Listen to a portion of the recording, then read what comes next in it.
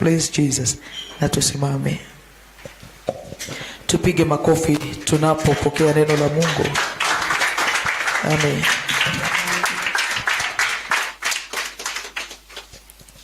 Bwana asifiwe. Usalimie watu hiyo mko naye. Acha kukaa sura baya. Sasa unakaa sura baya ni kama umekosewa, ni kama ulilazimishwa kukuja huko. Sasa msalimie na unasalimia kama una smile. Na unamwambia si utanibaia lunch leo. Bwana Yesu asifiwe sana. Bwana asifiwe sana. Tunaweza kuketi. Baba nakushukuru kwa sababu wewe ni Mungu. Asante kwa wema na utukufu wako. Ukatubariki, ukatusaidie. Nitumie tu kama chombo nikaweza kuzungumza na watu wako. Na wakapate baraka na waliofungwa wakafunguliwe. In Jesus name we pray. Somebody say amen. Leo ninataka tuangalie kitu rahisi sana lakini imekuwa ngumu katika maisha ya wengi.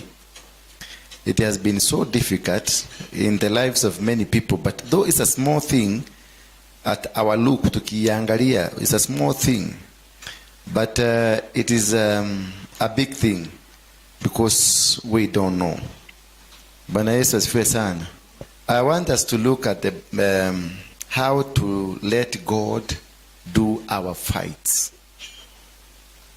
Bwana Yesu asifiwe sana. Because most of us, and most time we do the fights instead of allowing God to do the fight. Bwana Yesu asifiwe sana. Most of you hapa mmekuja because you want to do the fight. You are here because you nataka kutumia pastor wako ama reverend ama apostle muanze kupigana vita, muanze kupigana na mashetani. Sio ndio sababu mko hapa? Nikienda huko ataongea neno moja tu na vita itaisha. Aliyokigo kemwe na madhina nemegothira. Bwana Yesu asifiwe sana. Apostle aliyokigo kemwe. Wewe umeletwa na maneno ngapi? Maneno moja. Wewe umeletwa na maneno ngapi? Moja tu. Hiyo ndiye mkuleta. Na wewe maneno ngapi? Umekuja kufundishwa. Na wewe umeletwa na maneno ngapi? Mingi sana. Na wewe umeletwa na maneno ngapi? Unataka apostle anene maneno ngapi leo?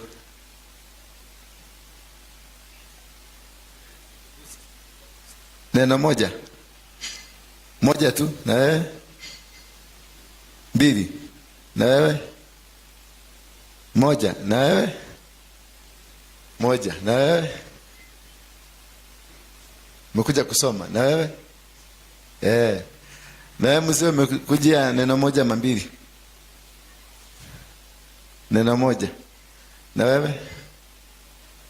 Umekuja kusoma.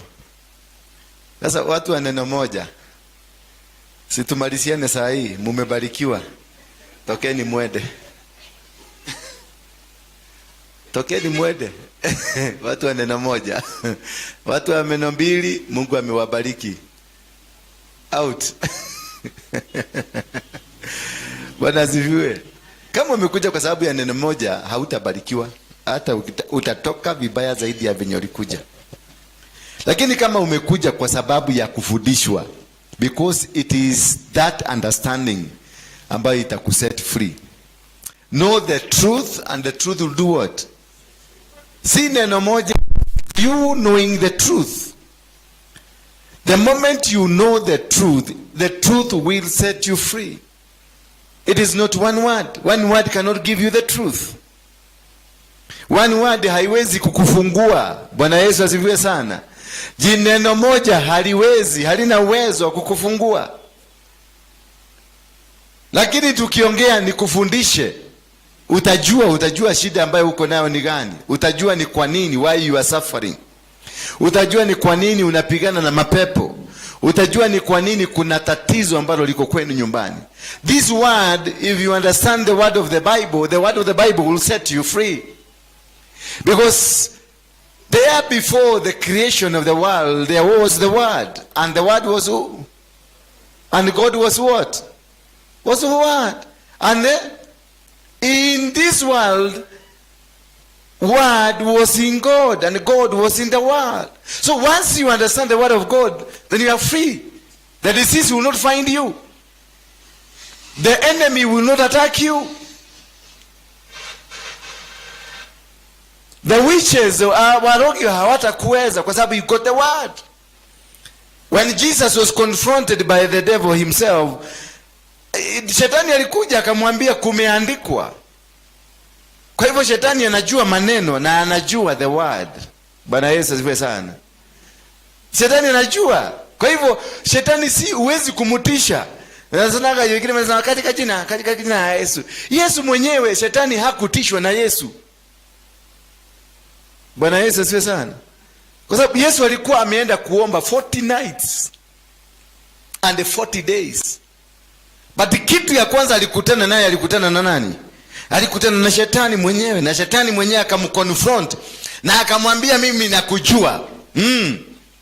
Mimi nakujua wewe ni mwana wa Mungu aliye hai. Na sasa kwa sababu wewe ni mwana wa Mungu aliye hai, badilisha hii mawe ikuwe chakula kwa sababu imeandikwa utabadilisha. Yesu akamwambiaje? Yesu alibadilisha. Sasa hii ingekuwa opportunity mzuri sana ya Yesu kubadilisha. He had an opportunity to do it, to kuonyesha shetani, kwa sababu Yesu alijua huyu ni shetani na shetani alijua huyu ni Yesu. Alikuwa na opportunity ya kufanya hivyo, kuonyesha shetani, utajua mimi ni nani leo. Lakini alirudi kwa maandiko na akaambia shetani aje, kumeandikwa mtu hataishi. Kwa nini? Alimjibu na maandiko kwa sababu alikuwa na knowledge ya maandiko. Sasa wewe unataka kuja nikutoe mapepo, unataka nikuja nikuombee neno moja tu. Sasa hilo neno litakupeleka wapi? Nyumba yako imevugwa kwa sababu ya deni, hujalipa nyumba, umekuja hapa nikuombee, na unataka neno gani? Moja tu, nyumba yako ifunguliwe. Sasa itafunguliwaje na landlord anataka pesa? Nyumba ikifunguliwa pesa itapatikana? Yes. Lazima nikufundishe ni wapi ulikosania na pesa. Kwa sababu ukiona nyumba imefungwa na hauna pesa, umasikini imeingia, ni kuna mahali mlikosana na pesa. Angalia huyu mwenye anaangalia, sasa amekaa vizuri. Acha nisikie hapa tulikosana na pesa. Lazima kuwa kuna mahali mlikosana na pesa. Kwa sababu pesa imepatiana na Mungu. Na pesa kama imepatiana na Mungu inakuaga hapo kwa sababu ya amri ya Mungu. Kwa hivyo lazima itavute mahali pazuri pa kukaa. Na kama pesa haipati mahali pazuri pa kukaa, basi itakaaje? Bwana Yesu asifiwe sana. Kama uliomba mume akakuja kutoka biguni, uliomba Mungu ni fafa nevekera mudhuri, na hiyo mzee akakuja, ujue huyo Mungu ni wa biguni, huyo mwanaume ni wa biguni. Kwa hivyo wakati utafanya makosa, biguni itachukua mtu yao. Kama uliomba nyumba, ukaenda Katoroni ukaomba mpaka nyumba ikakuja, Mungu akakupatia, hiyo kitu ambayo umepatiwa ni ya wapi? Ni ya biguni. Kwa hivyo wakati utakosana na biguni, watachukua vitu zao. Because kuna masharti ulidanganya Mungu, kaambia Mungu, Baba, wakati utanipatia mimi ndakuwa hapo na sitarudi nyuma, na nitachukua, nitafanya kazi yako, nitakuwa hivi, na ukampatia story mzuri, ukamdanganya, basi anakupatia kila kitu ile ulitaka, unachukua. Sasa wakati hiyo ulikuwa unamwomba 1,000,000, na wamwambia ukinipatia 1,000,000 Baba, nitakuwa nikiingia saa 12 kanisani nikakuabudu. Hii pesa yote utanipatia, nitafanya nayo kazi yako, na nitakuheshimisha, na nitahakikisha kanisa lako limekuwa mzuri. Waacha upatiwe, waacha tu wakupatie nini? Wacha wakupatie hiyo 1,000,000. Sasa hiyo hata namba ya pasta yako unampiaka. Hiyo sauti ni ya nani? Anasema ni Pastor John. Ni pastor. Nilikuwa nataka nikwambie leo sitaweza kukuja, lakini nimetafuta kijana hapo nje. Nitakutumia pesa ule kijana akuje afagie, kwa sababu nimepatwa na kitu, nimekuwa agent kidogo na pia mahali. Kwa hivyo tafuta kakijana. Sasa pastor wako ambao ulikuwa unakuja unapiga magoti mkimsalimia, Pastor, man of God, you are blessed man of God. Sasa umefika mbali unamtuma, tafuta kijana mmoja hapo, ni akikuja nataka kukimbia mahali Nakuru, alafu nitakutumia tu pesa kidogo umulipe. Akiosha kanisa mzuri, sasa instruction kwa pastor venye atafanya na venye atafagia kanisa. Tofauti tu ni venye umemwambia atafute kijana, lakini ni kama umemwambia fagia kanisa nitakulipa. Siku hizi mimi ndio mkubwa. Bwana Yesu asifiwe sana. Na hiyo pesa uliomba wapi? Ulienda Kataloni ukaomba Mungu na ukasema nitaheshimisha kazi yako. The first thing umefanya ni nini? Umedhalalisha mtu wa Mungu. Hiyo pesa itaenda. Sasa ikienda ndio nasemaga Shetani, devil you are liar. We Korina mama say, where God, what did I do? You don't deserve this. You said I will be the head, not the tail. Sasa Mungu anakukumbusha. Sasa unaanza kugangana na shetani, unapigana na shetani, but nothing, because it is not the devil, it is God dealing with you. Bwana Yesu asifiwe sana. It is God you lied to. When mkora ndani ya kanisa, jabasi, mwizi, hata tithe ukulete ulihama nayo kwa sababu ulifanya amekupatia 3,000,000. Sasa unaanza kufanya calculation milioni 3. 3 million. Unafanya 10% ya 3 million ni pesa ngapi? 300,000. Sasa alafu neighbor yako alinunua kagari kale kadogo ka Uber. Sasa unafanya na alitoa 1,300 akanunua kagari. Sasa unaona wacha ninunue kagari. Sasa ile pesa itakuwa ikipatikana ndio nitakuwa nikipeleka kanisani. Lakini wakati Mungu alikupatia 3 million, hakufanya hesabu. Alikuangalia tu na kaona wewe unastahili 3 million kwa sababu venye umemwelezea, amesikiliza na ameona kweli umemwelezea. Na bidii ulikuwa unafanya kuosha choo, baka haukuwa unatumia brush kuosha choo, ulikuwa unatumia mkono yako ndio upako iingie haraka. Ndio Mungu ameona hata unaosha mavi na mkono. Mungu akakuhurumia. Bwana Yesu asifiwe sana. Hata kunyenyekea venye unaogea na kuta unanyenyekea kidogo. Hata kuwa unavaa imefika huko mzuri. Ndio pasta yako aone una heshima, lakini upata 3,000,000. Kaguo kanapada baka hapa, kanarudi kanapada hapa, kanarudi kanapada hapa, kanakatwa hapa na kanakatwa hapa.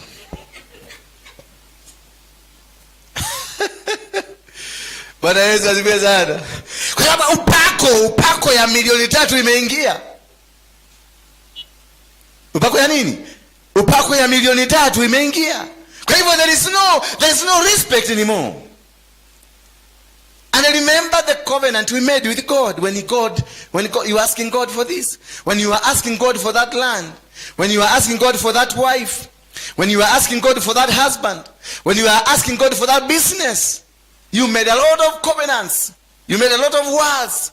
You swore to God. Oh, papari kakatoroko sayanda. Rebeketeria ramakata rabosoko taya. Hey baba. Hey, oh kakakarina. Ukijaribu kumconvince na lugha zote. Na kwa sababu ana masikio ya kusikia lugha zote anasikia. Na anakuachilia. Baada ya kuachiliwa sasa ndio nakuta unaanza kubehave kama mnyama. Bwana asifiwe sana. Wangapi wamejipata kwenye hiyo situation ya kubehave? Uliomba Mungu akakubariki, alafu ukaanza kukua bisibisi kidogo. Bisibisi. Ile bisibisi ya nani? Anaita Betibai. Bisibisi. Wangapi umejikuta kwenye hiyo situation? Kuna hujawahi danganya Mungu? Nyinyi mko hapa. Mtu mwenye hajawahi kudanganya Mungu inua mkono juu. Mwenye hajawahi kudanganya Mungu inua tu mkono wako juu. Dole wa muhenia. Ule wa muelete ile kitu ulimwambia hivyo ndivyo unafanyaga mpaka sasa, inua mkono juu. Si unaona sasa? Ni mikora mitupu. Sasa imekuja tena kwa huyo Mungu ulidanganya. Sasa unafikiria alisahau, kumbe alikugojea mahali. Akakuja kwa Apostle Waruinge akavuruta kiti yako hapa. Anakuchugulia. Tena nigenooka. Uko na koheni atia. Anajua ni uongo umelete hapa. Bwana Yesu asifiwe sana. Anajua ni uongo. Tena nataka kukuja kumwambia unajua Mungu, ninakupenda sana. Anajua hivyo, anajua ni uongo, hakuna mapenzi. Mungu wewe ni Mungu wa miungu yote. Mungu wewe ndio Mungu, hakuna Mungu mwingine kama wewe. Anajua hivyo ni uongo. kuna Mungu mwingine umeweka kwa nyumba. Bwana Yesu asifiwe sana. So that is when you lose the battle by failing to let God do your battle. When God started with you, he started with you with a promise. Wakati alikupatia hiyo shilingi, hiyo milioni 10, hiyo milioni 1, hizo shilingi 10,000, shilingi 1,000, there is a promise he made to you that I will never forsake you nor leave you. Even if you be going through the valley of the valley ya shadow, ama ni shadow ya valley? Ni valley ya shadow ama ni shadow ya valley? Ni nini nazaka kwanza, ni valley ya shadow ama ni shadow ya valley? Wewe ni utakukibitia kwenye bonde la mauti, nitakuwa pamoja na wewe. Aliahidi, and God is a promise keeper. When God say I'm going to bless you, God said it and he's going to bless you. God is a promise keeper. He's not a liar like you. He's not a man that he should lie. He's a promise keeper, and wherever he he says the promise, he keeps the promise. Kama alisema atakuponya, this God will do it. So you are not supposed to go do the battle for him. Let him do the battle. Kama alisema nitakupatia kazi, wacha kupapatika. Kama alikuahidi I will give you a job, wacha kupapatika. You just wait for his time. Because God will come at his time, not at your time. I will come and prophesy to you. God has said he's going to heal you. Wacha kunisumbua. Don't come kunisumbua. Anza kuabudu Mungu. Anza kumshukuru Mungu kwa hiyo neno amesema. Wait for the time, because God will only come to you at the right time. Bwana Yesu asifiwe sana. God will only come at the right time. He will not come at your own time, because you are in a hurry. When he bless you, you became hurry. Ulianza kurukaruka, kutoroka. That is why now he is also busy doing something else. Yet unarukaruka huko. Unasema oh baba. Unaandika apostle. Kesha ingine ni alini? Apostle, mnakwanga na morning glory. Apostle, mnakwanga na lanjawa. Apostle, mnakwanga na deliverance. Apostle, mnakwanga na nini? Apostle, kama kuna kitu mnataka nisaidie, uniite na nitatoa. Na ile kitu nataka kuja kusaidia ni 50 unataka kutoa. Na wakati ulikuwa na 2 million haukujua kuna kitu ya kusaidia. Sasa zimeisha, umebakiwa na 200 ndio nataka kutolea Mungu 50 hapo, mwambie Mungu 50. Sasa unaona Mungu ni mjinga kama wewe? Mami, why nilie gainike? Ulidanganya Mungu kwa nini? Si ulikuwa umebarikiwa, umepanda kabisa? Nego, hujaipanda? Na mbona uko na uhai? Hii uhai ni yako.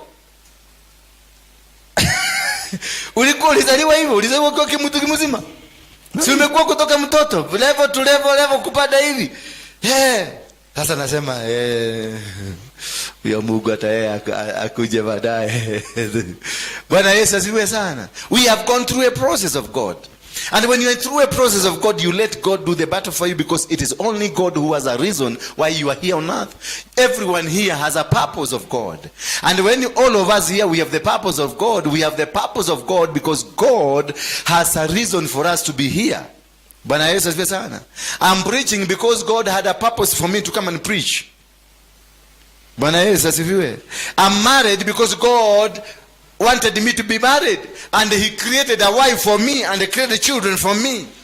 That is why I'm here and I'm doing this job I'm doing, because this is what God created me for.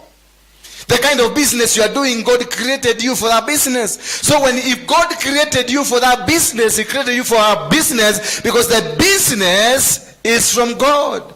And God had created it before the world was created.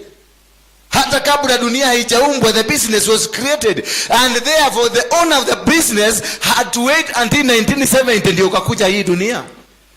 Ndio business yako ianze. Wakati ulizaliwa business ilianza kukua, ilianza watu wakaanza kuitwa the owners ambao wanafaa kukusaidia. They were called from all over, and you are growing, the business was also growing. So wakati ulikutana na business, it's not a miracle. This business has been there. It is just a connection. Bwana Yesu asifiwe sana. Ama si uko na bibi? Wakati ulifikiria kuoa bibi ndio alitengenezwa na Mungu akaletwa hapo? No. Uliletwa dunia hii na bibi yako akaletwa dunia hii. Both of you came. Hata watoto wenu wako walikuja. Kama haujazaa watoto wako tu ni venye hujawa connect. Bwana Yesu asifiwe sana. Hii kiti imetengenezwa kutoka China na iliandikwa jina yako utakuja kukalia siku hii ya leo. Imetoka China. Imebebwa na ndege. Hii nguo umevaa imetoka China, imebebwa na ndege na ikakulocate mpaka mahali huko ikapatana na wewe. Why? God commanded the Chinese to make a cloth. And in that cloth, that Chinese akaandika jina yako, lakini hajui kama aliandika jina yako. That is why hiyo nguo imekuja imeguzwa na watu wengi, wamekeiwacha anasema ni mbaya, wakiwacha, lakini wakati uliinunua ukaivaa kila mtu akaitamani. Because imeingia kwa mwenyewe. Bwana Yesu asifiwe sana. Unakuta kisichana unakiangaliaga unaona hiki keke nekeshangimo na andike kieda. Hiki andike kieda, hiki nekeshangimo. Lakini wakati atakutana na mume wake waigiane hivi, unaona wale wote walikuwa naona nekeshangimo na sakai. Kaimuda kati. Baka wanaanza kumtext, unanikumbuka? Na alikuwa anapita hapo na hiki nekeshangimo hata siwezi kutaka kuongea. Lakini wakati waliigiana na mwenyewe, umungu kaingia na kazi ya Mungu ikaanza kufanya kazi. Are you connected with the blessings of God? Are you connected the reasons why God created you for? Most of you are suffering not because you are not supposed to suffer. Most of you are suffering because you are disconnected. Umeweka waya ya red badala ishikane na waya ya red na red, umeweka red na black. Hiyo si moto, si ni ardhi na nini, ni ardhi na life wire na neutral. Sasa ukiconnect ardhi wire, ukiconnect ardhi wire inakuaje? Itakugoka shoko. Nyumba mzima itaanza kushika moto. Italipuka. Sasa huyu amebarikiwa ni mkulima, na huyu amebarikiwa ni engineer. Huyu anataka kuingia kwa ukulima na huyu ameingia kwa engineer. Itakuaje? Itakuwa mlipuko. Sasa you are suffering not because you are poor. You are suffering because you are in the wrong profession. You are doing wrong things. You are in the wrong place. You are not doing what God created you for. That is very important for you to understand the principles of heaven and understand why God created you. The day you understand why God created you, you'll be able to know your destiny and the plans for God for you. That is simple. You don't need prayers. You don't need prayers. You need only to understand yourself. And you can only understand yourself by reading the Bible and understanding the principles, the teachings, and the reason for God's creating you. He told Jeremiah, before you were born, I knew you. Before Jeremiah was born, he was known. And before Jeremiah was even known, he had been set aside, he had been sanctified, he had been ordained, and he had been given an opportunity and a reason for him in this world. In verse number 10 of Jeremiah 1, see, today I have given you, I have set you high against nations and kingdoms. And when he tried to backtrack in verse 6, God comes to him and tells him to never say again you are a youth. And he touched his mouth and told his mouth, wherever I will send you to say, you will say. Wherever I will send you to go, you will go. Because that is the role I have created you for. Hallelujah. But sasa unangangana. Kwa engineer unangangana na vitu vingine vitakataka vingine vielewi. Unavaa kuwa professor but you are not doing the work that God created you for. Yu unataka kushindana kwa sababu umeona apostle anahubiri vizuri na wewe unakuja kungangana hapa na mahubiri. Sasa ndio unakuta unapatia watu mastori hazieleweki because you don't. And you cannot be in this church if you have not been called for this church. You cannot minister in this church if the calling you have si hii kanisa. Lazima uende huku, ukikaa hapa utaanza kufokoda, na ukikaa hapo ndio unakutanga mtu ameanza kukua subua. Wale mapasta wanasubuaga watu makanisani ni kwa sababu they are in the wrong church. The spirit ambayo niko nayo inafaa kutembea na Beatrice. The spirit ambayo niko nayo inafaa kutembea na huyu msichana mwenye anachukua kamera. We must be together because all these things were created purposely for this ministry. Bwana Yesu asifiwe sana. Hata hiyo kiti kinafaa kuresonate na mimi. Hizi mashini zote unaona hapa they are supposed because they have a name of the ministry. All these things unaziona hapa, they were created purposely for this ministry. That's why they have found themselves here. So I'm supposed to walk with them and they're supposed to nafaa kulime. Hata ukituona venye tuna behave, naangalia tu ule na macho tu, na nikihubiri tu nahubiri, lakini namwangalia anajua ni nini nataka, because we are together. Lakini wewe sasa hiyo nilikuwa nahubiri, wewe hiyo kamera mzuri hapa, we are not together. We are not coordinating. I'm just supposed to look at you na unajua what I want. I'm just not nifanya tu hivi, ule anajua in microphone si sawa na balance immediately. We don't talk na hata hamtajua. Why? Because we are in the right place, doing the right thing in the right time. That is why you are sick, because you went to a town where you are not supposed to be. Environment ya huko ikakukataa because hakuna oxygen yako huko. Ukaenda town ya Nakuru kufanya biashara, there is no customer. Hakuna mtu ameumbwa kwa ajili ya kazi yako, ako huko. Wote wako Nairobi. Kazi yako lazima ifilisike. Unatoka hapo unaenda Amerika, hakuna hewa yako Amerika, hakuna nyumba yako Amerika, hakuna udongo yako Amerika, hakuna dola yako Amerika. Uko Amerika, you will struggle. Sasa utakuwa ukisumbua watu wanakukopesha vitu zao, na wakikupatia vitu zao wanapigwa, wanaulizwa unapatia huyo kwa nini? Na kazi yake iko South Korea, duka yake iko South Korea. In South Korea kuko na 10 billion zake, anakusumbua kwa nini? Sasa unaona umeondoa kazi ya Mungu, naanza kufanya kazi ya Mungu, na hiyo ndio inafanya unaaguka. Sijui kama na make sense. Sijui kama tunaendelea vizuri. Are we together? Are you understanding me? Is somebody learning something? That we need to understand before you make any move, before you decide going, before even you decide to come, ni kuobe. Uliza Mungu, uko huyo mchungaji amebeba kitu yangu?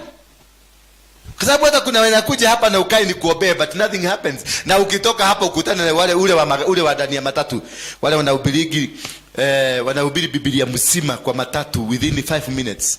Biblia mzima kutoka Genesis mpaka Revelation within 5 minutes, na ameitisha nini? Sadaka, na ameitisha kuokoka. Hawaekagi sana, lakini sadaka sana. Because anataka kushuka the next stage, aingie kwa hiyo matatu nyingine na hiyo achukue. Bwana anasema, "Haya ndio janenise, haya ndio mwanzo. Ukiona mtando, mwenye akasema hili, anapanda Biblia kupanda mpaka Revelation amemaliza."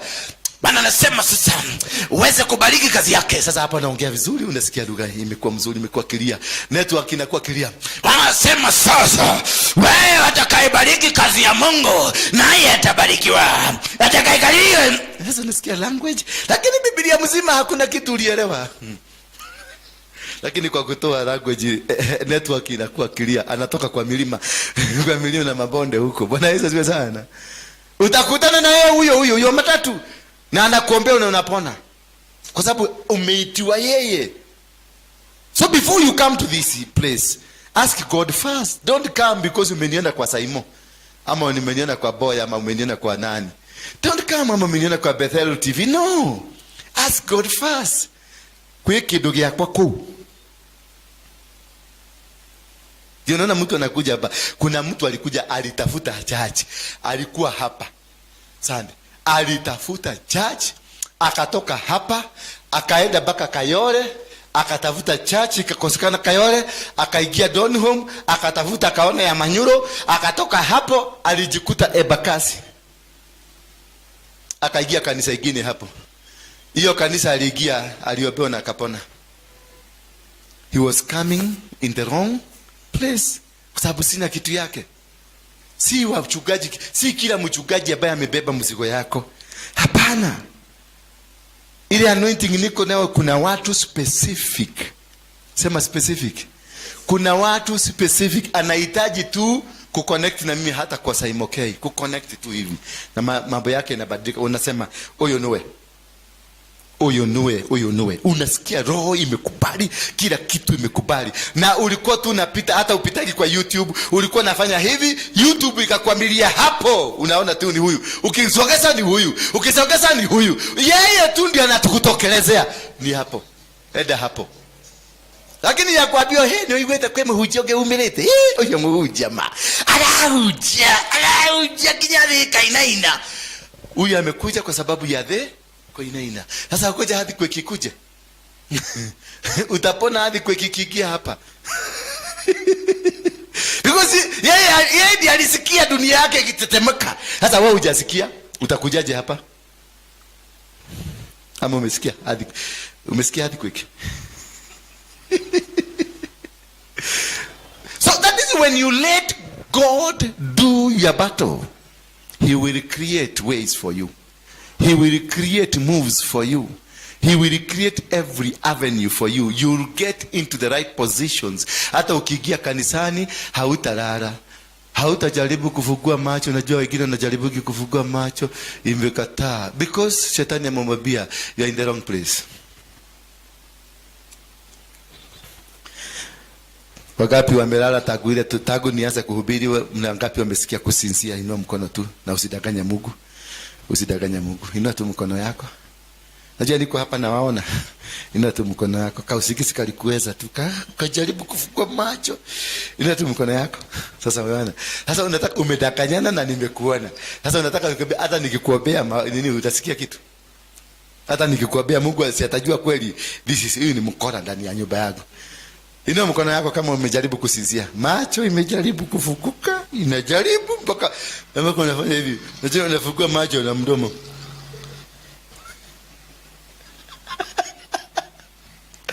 Sasa huyu amedanganyana na huyu amedanganyana. Hawa every minute huyu saa hii kabla niongee macho ilikuwa imekataa kufukuka, imekataa, anajaribu.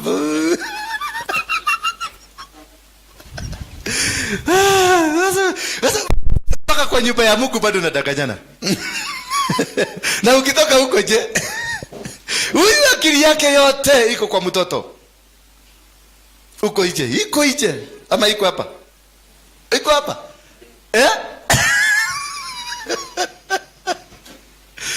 Oh my God. Oh Jesus, oh my God. Ndio wanasemanga, oh my God. For you to be able to win these battles, know when to let God fight for your battles. You must know the timing. When do you want God now to take over? Niri okweda. Nirini. God is dealing with him wherever he is. Alitakikana tu akali hiyo kiti. Bwana Yesu asifiwe sana. Alitakikana tu apande kwa hii stairs ya kuja mpaka afike hapa. That is all what you. Kufika tu kwako hapa ulipona. Kama ulikuja uliniona na ukaona ni huyu, wakati deliverance yako ilianza hapo. That is why you are here. Here umekuja tu kuweka signature. Nilifika huko na nikaona, na kutoka leo hapo ndio nitakuwa nikienda. Mimi kutoka leo nitaitwa mtoto wa hiyo nyumba. Bwana Yesu asifiwe sana. Lakini kama wewe ni mirakosika, na kuahidi hakuna kitu utaenda nayo. Unajua hakuna haja nikudanganya. Hakuna kitu utatoa hapa. Hiyo niliambia Mungu asikubali, kwa sababu sitatembea na wakora. Sitakubali kutembea na wakora. Kwa nini? Niliacha na mkora niki. Kama umekuja kununua miracle na tukafevite kako hapa na tukamia kako hapa, na ile shida uko nayo ni tulera mzima ya lori, alafu unakuja kuwekelea kafevite hapo unaenda. No, that's wrong. We must train people to know God. We must teach you the word of God so that wherever time, when mahali popote ukitumia Bible, the name of God, you are healed. You don't need to come to a pastor because of healing. You don't need to come to a pastor because you need a business. You don't need to come to a pastor because you need something. You only need to come to a pastor because you need to hear the word of God. Only that. Because you can speak healing to yourself. You can speak deliverance to yourself. There is nothing that you need from the pastor in terms of healing, whatever, mashida na matatizo. No, only what you need is to connect yourself with God. And when you are connected with God, everything comes your way. Hello? Hello? Najua hapa sikuwapokea. Najua mnaboeka. Hapa sikuwapokea. So you must be able to know the time when you want now God to take over. Because you must know when you want God to take over. And number two, you must be able, do not advance towards your enemies. You now must stop going advancing towards your enemies. Katika jina la Yesu ninakukemea. Katika jina la Yesu. Hapana. Yesu si mkora. Si kibaga ya kuchukua hapa kama Wameru atedemera modoshi na unakata. No. Jesus is heaven is respected. He's there to defend for us. Don't advance. Let God do the will. Don't let God do it. Do not advance. Don't waza kukemea ati huyu ataniona wacha tu niende katoroni siku 7. Huyo lazima ataramba kaburi huyo. Hiyo ni ushetani, ni uchawi. Back to sender. Ni akomenya. Mimi ile anointing niko nayo. Mbako naona anavutuka kama kuku. Ile anointing atajua hiyo anointing dakari ya modoge. Sasa wewe ni shetani. Huyo ni shetani na mabawa. You let God do it. Do not advance. Do not do the battle. Let the battle be done by God. Mtu amekukosea, just surrender to God. Mwambie God, take over the battle. The battles are not mine. Mtu amekuroga biashara yako, no. Know the word. Speak the blessing. You said you'll never forsake me. No, leave me. Speak the promise of God and everything will happen. Do not revenge, because he says the revenge is mine. Bring all the battles, I'm going to do it. Akamwambia Jehoshaphat, nasa nenda utulie, tengeneza timu yako ya kuniabudu. Praise and worship. That's the only secret. Praise God. When you are sick, praise God. When you are poor, praise God. When you are walking, praise God. When you are sleeping, praise God. When you are drinking a cup of tea, praise God. Wakikutukana, praise God. He takes over the battle. He takes over the battle. Lakini ukisema nipigane, Mungu anaendaka Dubai na anasema simu. Anasema pigana basi. Pigana. Na huyu ako na buduki na huna buduki. Huyu ako na mugaga ako juu na wewe ni hata Yesu hamjuani, ni kusema ka Jesus. Oh my Jesus. Oh my God. Oh my God. Oh my God. Na kwa suruali yako umefugulia gedito. Oh my God. Huyu ako serious kule na gedito yake inafanya kazi. Wewe ni oh my God hamjuani na huyo oh my God.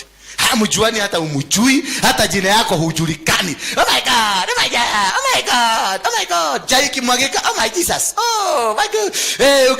Ukienda kwa babu utidoka kidogo. Oh my Jesus. Ukinyoko na ugali. Oh my Jesus. Hiyo sasa hiyo unaangalia. Unachukua Jesus kama karatasi. You only need Jesus. Mention the name of Jesus with dignity. With respect, because the name of Jesus is a power. The name of Jesus is life. The name of Jesus is what you are. Praise be the name of God. Bwana Yesu asifiwe sana. So you do not advance kupigana na maadui wako. Don't. Watu akianza kukushabulia, akianza kukuandikia tu message tu WhatsApp ama tu message tu kukwambia wewe unaongea, wewe unafanya, no, keep quiet. Let your God do the job for you. He told Jehoshaphat, do not fight. Akamwambia Ayubu, do not fight, I'm with you. Akamwambia Daudi, I'm going to do the battle. Akamwambia chukua vijiwe vinne, ni vinne ama ni vitano. Akamwambia chukua vijiwe. Huyu jamaa Goliath ni kitu kilikuwa kinaogopewa na kila mtu, lakini God knew that I'm going to use this small man to do the battle for the entire community. And this man went to this Goliath. Daudi akaenda kwa Goliath akamwambia, you are coming with your muscles, with your power and with your authority, but me, I'm coming to you with my God. So he let God do the job. Naye Mungu akamwambia, je, chukua kamawe pale tumawe. Akachukua, alikuwa ameambiwa chukua kamawe, akachukua tumawe. And it's only that one stone that was needed. Only one to bring that man down. Bwana Yesu asifiwe sana. That one stone. Only that was needed to bring this man down. So the energy ambayo alitumia was not needed. Energy ambayo unatumia is not needed. You only need one stone. A stone ordained by God to do an ordination of God. You don't need to have an enemy in this world. Let every your enemy be God's enemy. Let every enemy on earth not be your enemy. Let them be God's enemy. You are God. Allow, ambia Mungu, maadui zangu ni maadui zako, nimeondoka. Wanaonipiga sasa mimi wanampiga, wacha wakupiga, nimeondoka. Mimi nakutegemea, mimi ni mnyonge, siwezi. Mimi sina uwezo, sina kitu. I have no nothing, I can do nothing on earth. Let God do your battle. Tell your neighbor, let God wacha afanye mambo. Mwambie wacha Mungu afanye mambo. Why will you get into this battle? Because Shetani wants you to do the wrong battle. Sasa huyu ndio anakuroga, lakini unapigana na huyu. Sababu Shetani amekubadilisha huku. Kwa sababu umeona huyu ako na sura mbaya mbaya. Umeona? Labda aliumia, alikuwa na kazi amekaa ako na macracks huko. Sasa unaona huyu ndio anakaa mchawi. Na haka nikasupa mpaka huko mdomo ni ya red, huko kametoa nywele, kamepaka rangi ya black, na ingine imeenda huko, na haka kametengeneza hangi, unaona nikamsupa. Lakini sasa huyu ndio Shetani, kwa sababu hakuna wasura vaya. So umeondolewa kwa the real battle, umepelekwa kwa nani? Sasa huyu ataendelea kukupiga ile hali huyu hayuko kwenye vita. Most of you here, you're doing wrong battles. You are fighting people who are not supposed to be fought. Perhaps, maybe the people you are fighting are the people meant to come and help you. Most of you are fighting the angels that were sent to come and lift you up. Most of you are fighting in the wrong battles. You've been accusing your auntie. You've been accusing your shosho. Kumbe your own husband is a witch, is a devil worshipper. You've been accusing your neighbors. Kumbe your own wife is a witch. You have been accusing every other person out there. Kumbe your own daughter, your own son is a Freemason. And the way your auntie loves you, and the way your auntie in the secret, she prays for you. Kumbe your own wife is the cause of the miseries you're going through. Your own husband is the cause of the problem you have. Your own daughter is the cause of the problems they're going through. Your own son is the cause of the problem. Because the devil wants you to be diverted. The devil wants you to go and do wrong battles. Ukiona hiyo pepo imepitia kwa huyu, command that people out of her. That's why Jesus, he never hakuargue na Peter. Aliambia Peter, hakuambia Peter. Alizungumza na nani? Satan. Akamwambia, you devil, get out of my back. Because he knew the problem is not Peter, but the devil that wants to use Peter to disorganize. So most of you here, munapiga na vita ambavyo si vyenu. And he tells Jehoshaphat, stop, do not do anything. Leave the battle to me. Because he only knows the source of what is eating you. The source of your battle, he only knew. Sasa ukikuja hapa ni kukemea, si wewe na kemea. I know, wewe ndio unataka kutumiwa kukuja kuharibu. So allow him to do the job. Kwa sababu yeye peke yake ndiye anajua. When the battle becomes so intense, just step back and let him do the job. Surrender to him. When the battle becomes so strong, vita ikikuwa kubwa sana, just step up, step back, wacha kungangana, wacha kupigana na wao, just step back. Because you have the trust in your God, God will do the job for you. Just step back. Jehoshaphat was told not to organize an army. He was told just prepare a praise and worship team. And that is what he prepared. And that is how he won the battle. When Paul and Silas were taken to court and jailed, they didn't go defending themselves. Kutafuta mambo, tutahongana namna gani, tutatoka hapa namna gani. What he did, they started praising God. Na walipoomba, si milango peke yake ilifunguka, mali kulitokea tetemeko la ardhi ambalo lilikuja likanyenyura misingi ya hiyo jela ikavunjwa yote. When you praise, unavunja misingi ambayo imekushika. So it is always good to step back when these things come. Vita vikiinuka, step back, don't confront them, because it is the plan of the devil uingie kwa mtihani wa kishetani.